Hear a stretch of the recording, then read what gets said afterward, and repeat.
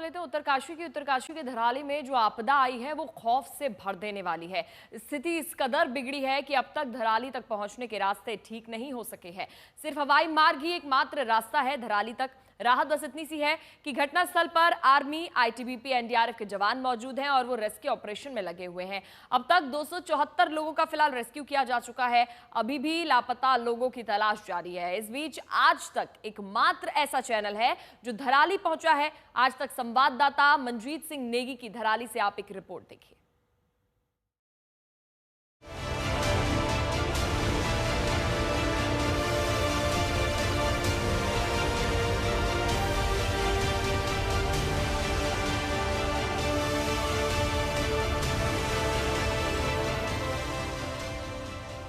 सोचिए कितनी बड़ी आपदा होगी।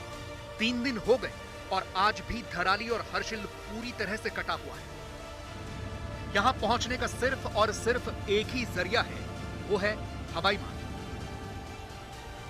और इसी रास्ते से आज तक के संवाददाता मनजीत नेगी ग्राउंड जीरो पर पहुंचे। मनजीत ने धराली में आई तबाही को भी देखा और यह भी समझा कि हर्षिल में सेना का कैंप आपदा में कैसे बह गया।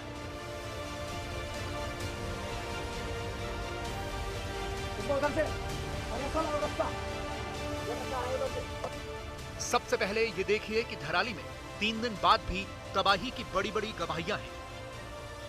हर तरफ सिर्फ और सिर्फ मलबा दिख रहा है। इस 40 से 50 फीट मलबे के नीचे होटल, रेस्टोरेंट, लॉज, घर, मंदिर सब दबे हुए हैं। अभी ये पूरा इलाका दुनिया से कटा हुआ है। सड़कें टूटी हुई हैं, पुल बह गए हैं और यहाँ पहुंचने के लिए सिर्फ हेलीकॉप्टर ही सहारा है। इसी हेलीकॉप्टर से यहाँ सामान भी पहुंच रहा है। हम सबसे पहले यहाँ धराली पहुंचे हैं, जहाँ पर 5 अगस्त की भीषण आपदा के बाद सब कुछ तहस नहस हो गया। यहाँ पर करीब 150 मकान, दुकानें और रिजॉर्ट थे जो अब इस कई फीट गहरे मलबे के नीचे दब चुके हैं। कुछ भी यहाँ पर बचा नहीं है। आज तीसरा दिन है। राहत और बचाव का काम युद्ध स्तर पर चलाया जा रहा है। सेना के जवान, एनडीआरएफ के जवान, आईटीबीपी के जवान यहाँ पर राहत और बचाव के काम में लगे हुए हैं। 5 अगस्त की आपदा के बाद सबसे पहले सेना ने यहाँ पर मोर्चा संभाला था, क्योंकि हर्षिल में सेना की 14 राजपूताना राइफल की टुकड़ी यहाँ पर तैनात थी, जिन्होंने राहत और बचाव के काम को अंजाम दिया। सबसे पहले जरा उन लोगों की आंखों देखी सुनिए जो उस आपदा के वक्त यहाँ पर मौजूद थे। ऐसे लोगों से मनजीत नेगी ने बात की। जब ये सैलाब आया था, आप कहाँ पर मौजूद थे, कैसे आपने उसको देखा? मेरा नाम दुर्गेश पवार है और मैं धराली का ही हूँ। ये जो आपदा आई 1:30 बजे के आसपास ये आपदा आई है और मैं यहीं था, बाजार में ही था। और ये जो सारा आप देख रहे हैं, ये धराली बाजार है। पूरा गांव खत्म हो गया है। 50 से 60 लोग अनुमानित कैजुअलिटी हम मान रहे हैं, ज़्यादा भी बढ़ सकती है। और बहुत ज़्यादा दिक्कत है गाँव वालों को। मैं शासन प्रशासन से ये करता हूँ, अपील करता हूँ कि सबसे पहले यहाँ राशन की किल्लत आ गई है, बिजली नहीं है, नेटवर्क नहीं है। कम से कम 150 से 200 फीट के ऊपर जो पानी का गुबार था वो धराली मार्केट और गांव के लिए आगे बढ़ रहा था। फिर हमने भी सीटी बजाई। जब हमने यहाँ से सीटी बजानी शुरू की तो ये तब तक जो है हजारों किलोमीटर की रफ्तार से मार्केट, गाँव के मतलब जितने लोग भाग सके वो भाग गए। और बाकी मतलब जो हमारे दुर्गेश भाई ने बताया कि 50 से 60, 70, 80 का अनुमानित, क्योंकि उसमें लेबर भी थी, हमारे गांव के लोग भी थे, बिहारी भी थे, नेपाली भी थे। सब कुछ मलबे में दबा हुआ है। हर तरफ 50-50 फीट तक का मलबा नजर आ रहा है। कभी यहाँ पर होटल और रिजॉर्ट हुआ करते थे। ये लोग खुद बता रहे हैं कि यहाँ एक दिन में 8 से 900 यात्रियों के रुकने का इंतजाम था। आगे गंगोत्री धाम जाते हुए तीर्थयात्री धराली में जरूर रुकते थे, क्योंकि यहाँ पर ऐतिहासिक और पौराणिक कल्प केदार मंदिर भी था। वो भी अब इस मलबे के नीचे दबा हुआ है। मैं कल्प केदार होटल का ऑनर्स हूँ। मेरे भी होटल में 4 से 5 लोग दब के मर गए हैं, उनका कोई अता पता नहीं है। जहाँ तक रही बाढ़ की बात, ये 1:30 बजे के लगभग है और मैं भाग्यशाली रहा कि उस दौरान में मेरा घर में परिवार था, तो मैं घर निकल गया था और खाना खाने के लिए। जैसे घर पहुंचा, मैं अंदर भी नहीं जा पाया, तब तक मेरे को पता लग गया कि बाढ़ आ गई। मैं वैसे वापस आया। बाढ़ ने सारा ख़त्म कर दिया है पूरा मार्केट। ये एक हब था, ये 4 धाम यात्रा में गंगोत्री पड़ाव का पूरा हब था। यहाँ कल्पकेदार भगवान का मंदिर था, वो भी पता नहीं कहाँ कितने फीट नीचे दब गया है।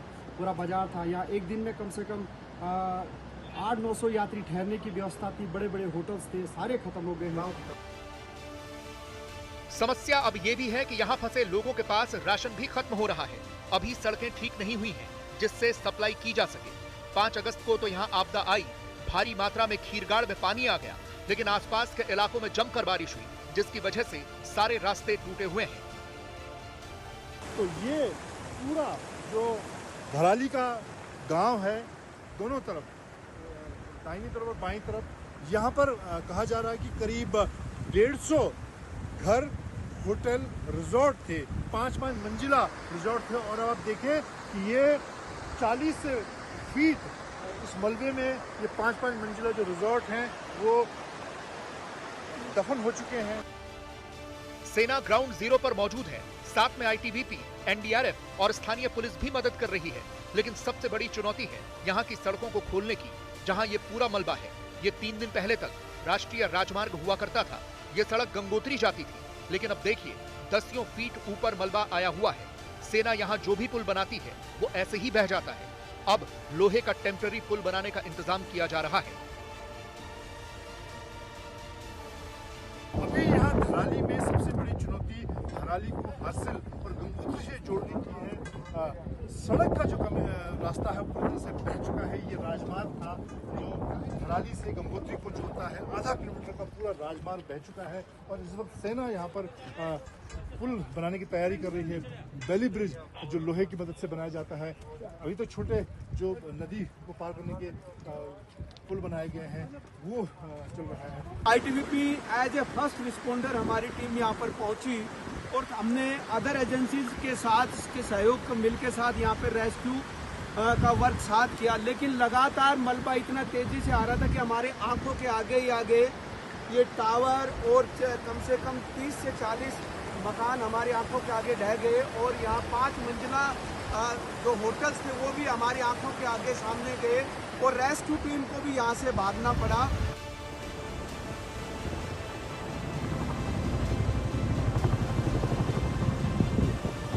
सबसे बड़ी समस्या उन लोगों को निकालने की है जो यहाँ से आगे फंसे हुए हैं।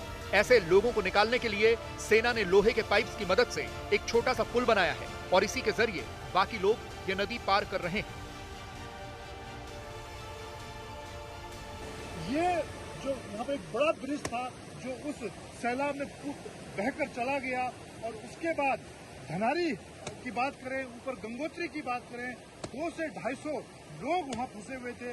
उसके बाद सेना ने यहाँ पर एक टेम्पररी पुल पाइप के जरिए एक पुल बनाया, उस पर रोप लगाई गई है। और जिससे पिछले 2 दिनों में यहाँ पर जो स्थानीय लोग थे, उसके अलावा जो यहाँ पर बाकी तीर्थ यात्री थे, करीब पिछले 2 दिनों में 250 लोगों को निकाला गया है यहाँ पर। अभी भी आप देखें ये आईटीबीपी के जवान यहाँ पर मुस्तैद है, एनडीआरएफ के जवान यहाँ पर मुस्तैद है। सड़क से पूरा रास्ता, अगर मैं बात करूँ उत्तरकाशी से हर्सिल और धनारी तक आने का जो पूरा रास्ता, वो अभी भी कनेक्टिविटी नहीं है।